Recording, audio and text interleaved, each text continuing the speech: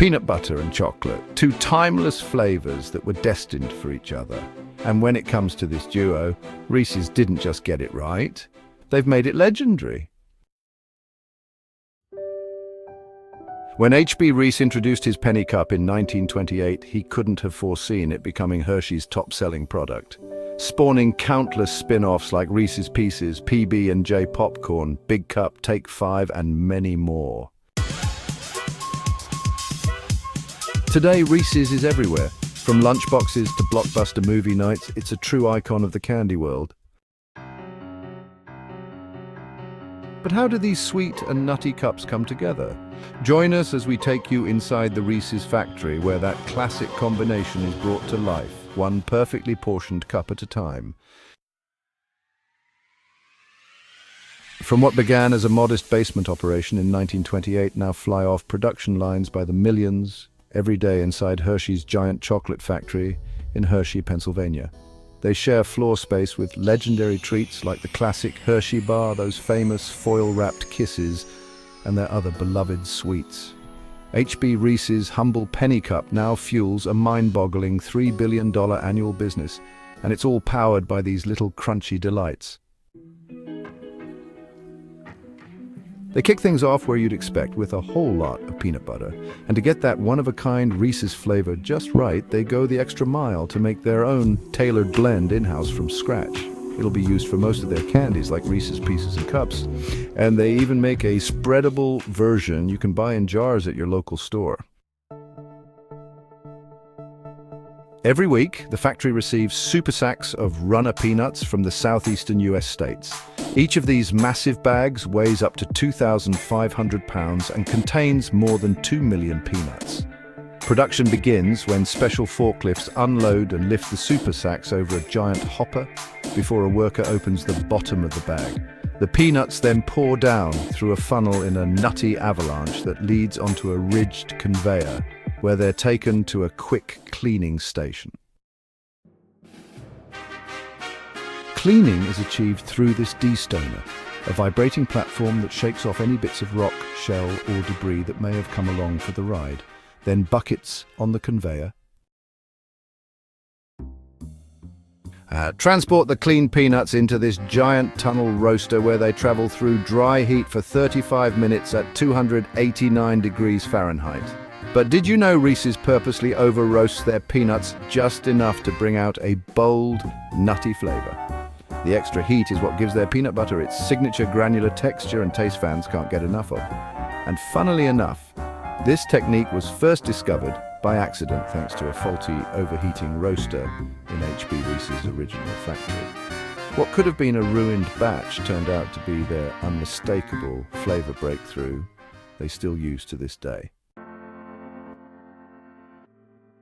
Blanching. After slight over-roasting, about 19,000 peanuts an hour fall out of the oven. They're golden, sizzling, and headed straight for blanching. Inside the blancher, the nuts ride along a vibrating conveyor belt with a very rough surface. As they jump forward, the friction helps loosen their papery skins, which are then whisked away by jets of air. With their skins out of the way, the nuts travel along the belt that eventually drops them into this industrial-sized grinder. As the peanuts fall into the grinder, two massive steel plates spin just millimeters apart, crushing the nuts into rich, warm butter. The butter is then pumped through a maze of pipes and into the mixing zone. That's where salt, sugar, and a bit of hydrogenated oil gets added in. The oil keeps everything stable, so you don't end up with a pool of peanut oil in your Reese's cups. Once it's all in, the mix is churned until it's smooth, spreadable, and ready for devouring. When the peanut butter is good to go, part of it is sent over to bottling for the spreadable jars you can buy in stores, but the rest is reserved for Reese's stash. It's funneled into these giant barrels and tucked away down in the factory's lower level for storage. We're talking serious volume here. Each barrel could probably keep a sandwich lover happy for the next 10 years. When it's time to prep the peanut butter for Reese's cups, though, the barrels get wheeled under this giant vacuum-style machine. The device slurps up the peanut butter, then sends it through a large tube straight into this nearby mixer. Once the mixer is filled, the paddles start turning the peanut butter slurry into a thick, smooth base. But since it's headed for Reese's cups, it needs a firmer bite and a touch more sweetness, so it pairs perfectly with that chocolate shell. To get that perfect balance, they toss in powdered sugar, a pinch of salt, and some emulsifiers to thicken up the texture. Then comes a boost of dextrose, the secret weapon that enhances the roasted peanutty taste. Making Reese's chocolate, getting whipped into shape, the chocolate shell is coming together on the other side of the factory. You might be guessing it's the same chocolate used in the Hershey bars, and you'd be close, but for Reese's, the formula gets a little twist. In summary, fresh cocoa beans are ground into chocolate liquor. Then it's mixed with sugar, cocoa butter, milk, and powdered lactose to create a chocolate powder the Hershey factory calls the crumb. Think of it like chocolate-flavored wet sand. That crumb heads into a refining machine where it's milled down into a superfine dry powder. The powder is then sent to a conch machine that mixes it and turns it back into liquid chocolate, while emulsifiers like lecithin and PGPR are also added. Lastly, the liquid chocolate goes through a process called tempering, where it will be cooled and reheated several times to create a smooth and creamy texture. While the chocolate's getting its glossy finish and the peanut butter's thickening up, there's one more piece getting prepped, their future home. Paper liners are dropped into circular slotted trays on the conveyor, ready to catch that perfect pairing. The machine does a solid job, but it's not perfect. So workers stand alongside the conveyor, checking for any paper liners that land sideways or double up in a tray. It's all about keeping things lined up and ready for the sweet.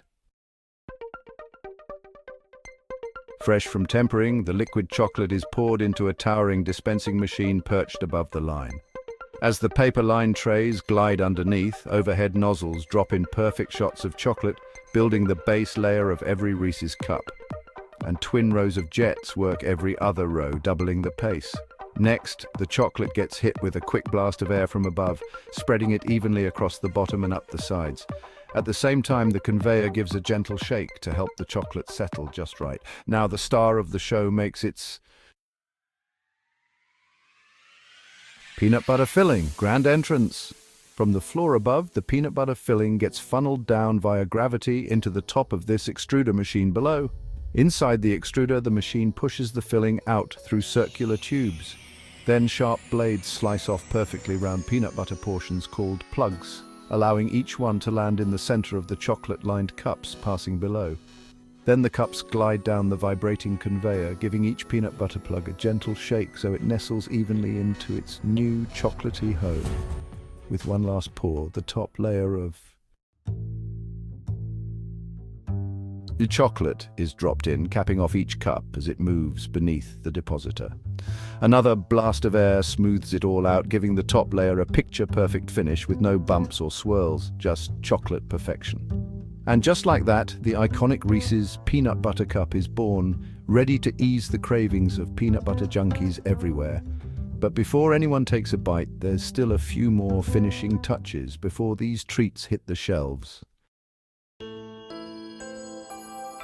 The freshly topped and still warm cups head into this 35-foot-long cooling tunnel. While inside, the cups will spend 35 minutes at 55 degrees Fahrenheit, locking in that signature snap and creamy bite. Once the chocolate has set, trays of peanut butter cups come out of the cooling tunnel and are sent through this demolder machine.